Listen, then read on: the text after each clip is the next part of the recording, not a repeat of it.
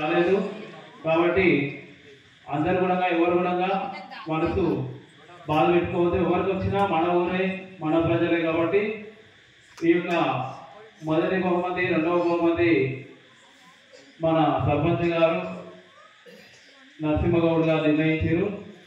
వారు ఇప్పుడు అనౌన్స్మెంట్ చేయడం కానీ స్పోర్ట్స్ అంటే సహజంగా తీసుకోవాలి. అన్న పోటీలో తప్ప వేరే వ్యక్తిగత తీసుకోకూడదు. ఒక ముగ్గు సెలెక్ట్ చేసిన అంటే ఆ కలర్ కాంబినేషన్ చూస్తాం, కాన్సెప్ట్ చూస్తాం, వారు ఇచ్చిన మెసేజ్ చూస్తాం, వేసేలా చూస్తాం, అన్ని బట్టి ట్రై చేస్తాం.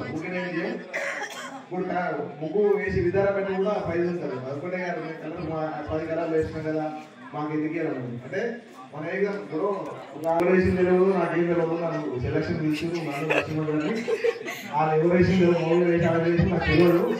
కాకపోతే నా బాధ్యత అంటే సెలక్షన్ ఆ విధంగా కాదు. కొంతమంది ఏం చేస్తారంటే దగ్గరలో డౌట్ ఉంది కాబట్టి ఆ డౌట్ని కూడా కరెక్ట్ నాకు మధ్యలో ఎక్కించేసి విన్నాను. నాకు అర్థమైంది. వాస్తవంగా కూడా దేవస్థాన కమిటీ మెంబర్లు సెలెక్ట్ చేయాలనుకున్నారు.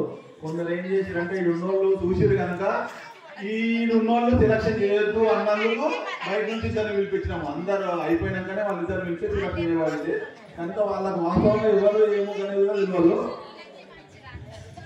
అయ్యప్ప శంకర మామ అందరూ రమేష్ బాబు ఉదయం చాలా పెద్ద పరీక్ష పెట్టారు. వారికి అందరు కూడా శుభంగా తెలియజేస్తూ పాల్గొన్న పురుషుల కంటే యువకులకు కూడా వారికి శుభంగా తెలియజేస్తూ ఫస్ట్ ఆఫ్ ఆల్ వచ్చేసి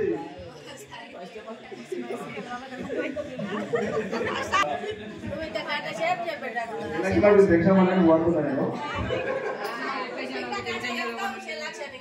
థర్డ్ ప్రైజ్ వచ్చి 8వ నెంబరు టోటల్ కలర్ఫుల్ ఉంది 3 ప్రైజ్.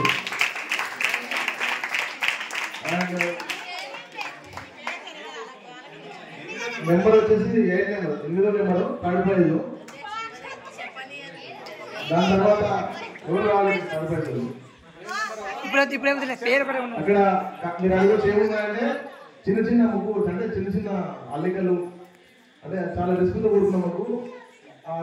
వాళ్ళు నిర్వాహకు వచ్చిన టైంలోనే వాళ్ళు చక్కగా కలర్పై చేసారు, చాలా బాగా చేసారు. వాళ్ళకున్న పద్ధతిలో సమయంలో అంత చిన్న ముగ్గు వేసి కలర్ఫుల్ పే చేయడానికి చాలా టైం తీసుకుంటుంది కాబట్టి వారికి కాన్సెప్ట్ ఉండలేకుండా వాళ్ళు వేసిన కలర్స్ మిక్సింగ్ వాళ్ళు వేసిన విధానం బట్టి కూడా థర్డ్ ప్రైజ్ వాళ్ళకి ఇచ్చినాము.